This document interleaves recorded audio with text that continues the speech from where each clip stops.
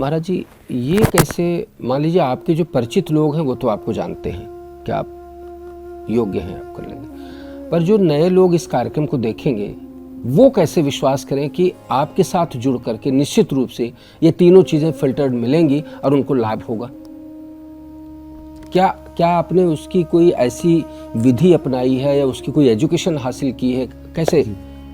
सबसे पहले जब आप इस प्रश्न के मूल में जाएंगे तो यहीं से बात आरंभ होगी। जो हमारा पहले जिज्ञासा थी, शंका थी कि ब्राह्मण कैसा है। मैं आचार्य मनीष 10 वर्ष का था तब मैंने अपने गृह त्याग करके गुरुकुल के उन सघन वनों में गंगा के तट पर रह करके, जहां दूर दूर तक कोई शोर शराबा नहीं था, वहां प्रातःकाल जगकर तुलसी दल गंगोदक भगवान के चरणोदक का पान करके जीवन को शुद्ध किया। संतों के साथ हमारे जो स्वामी जी थे उनकी अवस्था 114 वर्ष की अवस्था में उन्होंने देह त्याग किया था। उस स्वामी जी की अवस्था जब मैं उनके पास विद्या ग्रहण करने गया तो लगभग महाराज जी लगभग 90 वर्ष के रहे होंगे। उस 90 वर्ष की अवस्था में उन्होंने अपने जीवन में जो भी अनुभव ग्रहण किया था, प्राप्त किया था, वो सारा अनुभव हमारे जीवन में कृपा के रूप में उड़ेगा। तो जो भी ज्ञान हमारे द्वारा आपको प्राप्त होगा, 100 वर्ष का प्रमाण हमारे गुरु जी थे। लेकिन ये 100 वर्ष ही नहीं, एक परंपरा है जिस परंपरा का अंत भगवान नारायण तक जाकर होता है, जिसका क्षोर, जिसकी जड़ जो है भगवान नारायण है। वहां से ज्ञान प्राप्त करने के बाद आप सब लोगों को दिया जा रहा है। मेरे सामाजिक जीवन से व्यक्तिगत तौर पे जो लोग जानते हैं वो जानते हैं कि आचार्य जी ने 14 वर्ष गुरुकुल में विधिवत रहकर तपस्या करके अध्ययन किया है, विद्याओं को प्राप्त किया है।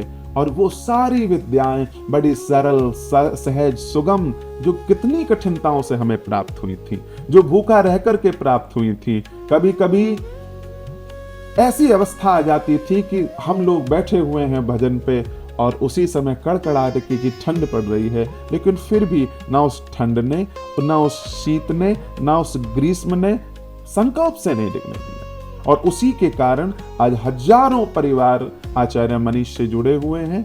न जाने कितनों का जीवन परिवर्तित हुआ है, न जाने कितनी माताओं की कोख जो सुनी थी उनके यहाँ आज बच्चे खिलखिला रहे हैं। कितने दुखी रोते हुए लोग इस कर्मकांड की विधि से संपन्न बने, हंसे, मुस्कुराए और इस मनुष्य देह धारण करने का लाभ उन्होंने प्राप्त किया।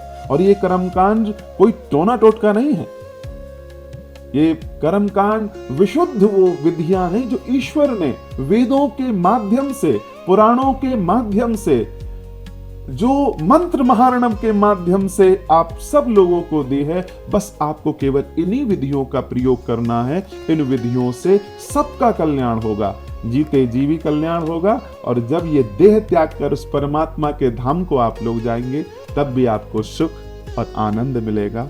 पर लोग भी सुधरे, यह लोग भी सुधरे, उसी का नाम कर्मकांड है।